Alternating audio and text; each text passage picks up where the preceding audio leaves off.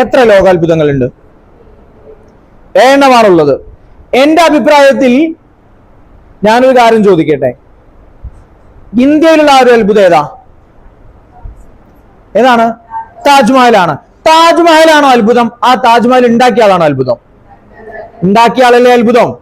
നിങ്ങൾ ഇതുവരെ താജ്മഹലാന്നല്ലേ അത്ഭുതം വിശ്വസിച്ചത്? അല്ല. എന്റെ അഭിപ്രായത്തിൽ 7 700 കോടി അത്ഭുതങ്ങൾ ഈ ഭൂമിയിലുണ്ട്. അതിൽ 10-40 അത്ഭുതങ്ങൾ ഉള്ളത് ഈ ഹാളിലാണ്. താജ്മഹൽ അത്ഭുതമാകുന്നത് എപ്പോഴാ? താജ്മഹലിനെ പോലെ മറ്റൊന്നില്ലാത്തത് കൊണ്ടല്ലേ. നിങ്ങളെ പോലെ മറ്റൊരാളുണ്ടോ? ഇല്ല. അപ്പൊ നിങ്ങൾ അത്ഭുതമല്ലേ? ആണോ? അല്ലേ? ആണ്. അപ്പോ പക്ഷെ നമ്മൾ എന്ത് ചെയ്യുന്നു? നമ്മൾ അത്ഭുതമാണെന്ന് നമ്മൾ തോന്നാത്തത് എന്തുകൊണ്ടാണ്?